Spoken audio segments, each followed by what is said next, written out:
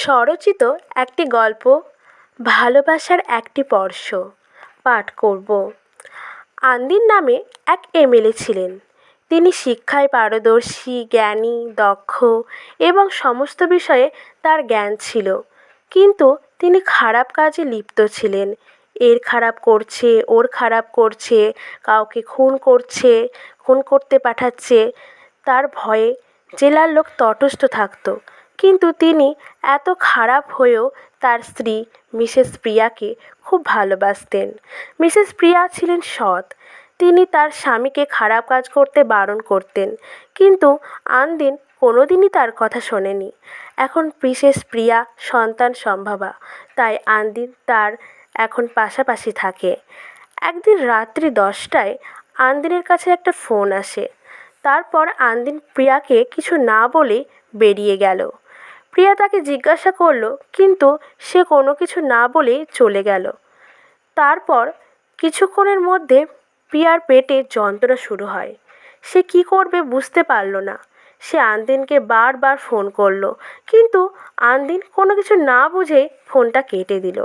সে রাজনৈতিক ব্যাপারে একজনের ক্ষতি করার জন্য পরামর্শ করতে থাকে। প্রিয়ার পেটের যন্ত্রণা বাড়তে থাকে। সে চিৎকার করতে থাকে, বাঁচাও বাঁচাও, কিন্তু তার চিৎকারের আওয়াজ কারো কানে পৌঁছয় না। তারপর সে সিঁড়িতে নামতে গিয়ে পা পিছলে পড়ে যায় এবং সে চিৎকার করে, বাঁচাও বাঁচাও। তারপর সে অজ্ঞান হয়ে যায়। তার চিৎকার শুনে পাশের বাড়ির এক ছেলে আসে এবং তাকে ওই অবস্থায় দেখে তাকে হসপিটালে নিয়ে যায় এবং তাকে ভর্তি করে। তারপর সে এমএলএ আনদিনকে ফোন করতে থাকে বারবার। সে একবারও ফোন তুলল না। এরপর সেই ছেলেটি জানতে পারে মিসেস প্রিয়ার কন্যা সন্তান হয়েছে, কিন্তু মিসেস প্রিয়ার অবস্থা খুব খারাপ, হয়তো সে আর বাঁচবে না। এই কথা শুনে সে আনদিনকে বারবার ফোন করতে থাকে। 72 বার ফোন করার পর আনদিন ফোন ধরে এবং তাকে গালিগালাজ করে। তারপর ছেলেটি তাকে বলে, আমার কথা শোনবার পর আপনি আমায় গালমন্দ করবেন। এখন আপনি আমার কথাটা শুনুন। আপনার স্ত্রী মিসেস প্রিয়া হাসপাতালে ভর্তি, তিনি হয়তো আর বাঁচবেন না। এই কথা শুনে আনদিনের ফোন হাত থেকে পড়ে গেল। তারপর সে হাসপাতালে গেল। সেখানে ডাক্তারের সঙ্গে দেখা করেন এবং বলেন, যত টাকা লাগবে আমি দেব, কিন্তু আমার প্রিয়াকে বাঁচান। ডাক্তার বলে, মিসেস প্রিয়াকে আর বাঁচানো যাবে না।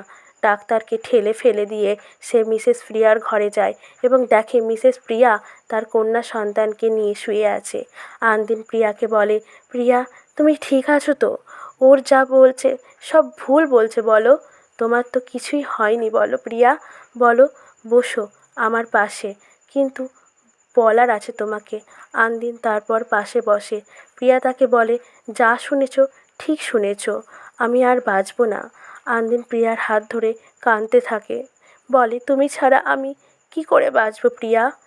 আমি তো মরেও যাব না প্রিয়া, বলো, তোমাকে তা বাঁচতেই হবে। এই দেখো আমাদের মেয়ে হয়েছে, এর জন্য তোমাকে বাঁচতেই হবে। ওকে মানুষের মতো মানুষ করতে হবে। তুমি আমাকে একটা কথা দেবে? কি বলো?